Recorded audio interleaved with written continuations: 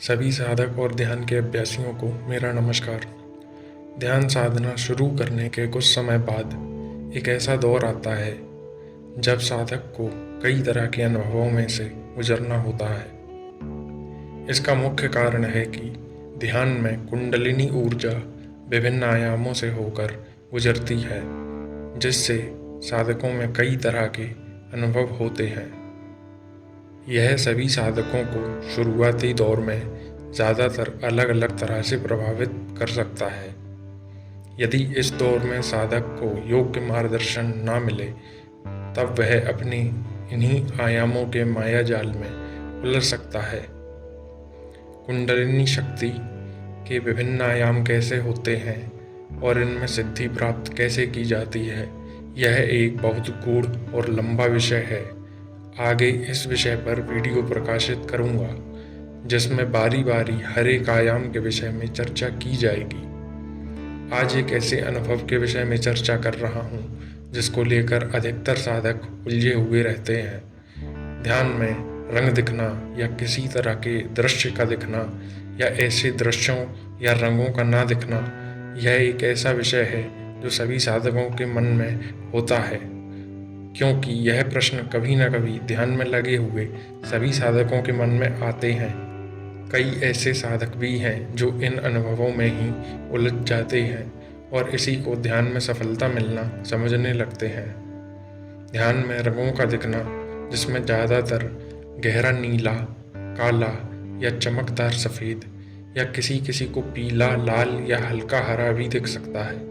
ऐसा ज़्यादातर उन लोगों के साथ होता है जो ध्यान को आज्ञा चक्र पर केंद्रित करने का प्रयास करते हैं। वहीं कुछ ऐसे भी हैं जो ज़्यादा जोर लगाकर आज्ञा चक्र पर ध्यान करने का प्रयास करते हैं। ऐसा करने से कई गंभीर दुष्परिणाम भी हो सकते हैं, जिनके बारे में आगे जानकारी दी जाएगी।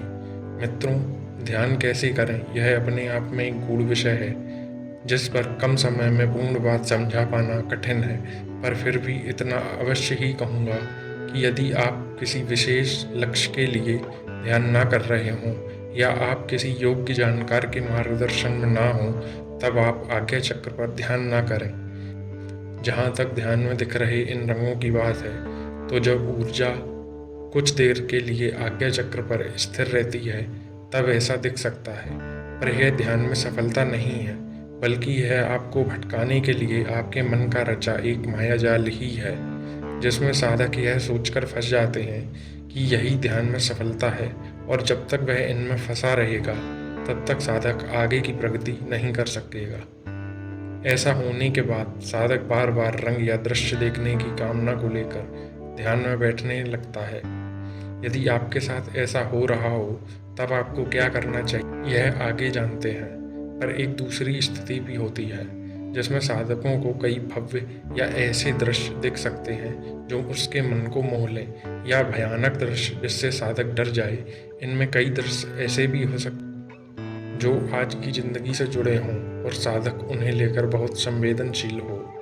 कुछ ऐसे भी हो सकते हैं जो पहले साधक ने कभी सोचे या देखे ना हो, जिनका आज से कोई लेना देना ना हो। यह सब भी मन का छलावा ही है। इसमें कई बारी कुछ आत्माओं के द्वारा भी ऐसा किया जा सकता है। यह इस पर भी निर्भर करता है कि ध्यान कैसे और कहाँ किया जा रहा है। यदि आपके साथ ऐसा हो रहा है, तब आपको इन सभी बातों में केवल इतना करना है कि अपने मन को सिर्फ यह समझाते रहना है कि यह जो दिख रहा है, यह मैं नहीं हूँ, और सभी दृश्यों के लिए एक उदासीन भाव लेकर ध्यान में बैठे रहना है। ऐसा करने से आप इस मायाजाल से मुक्त हो जाएंगे। पर कोई बात यदि बार बार हो रही हो, तब किसी सबल योगी की सलाह अवश्य ही लेनी चाहिए। प्रणाम।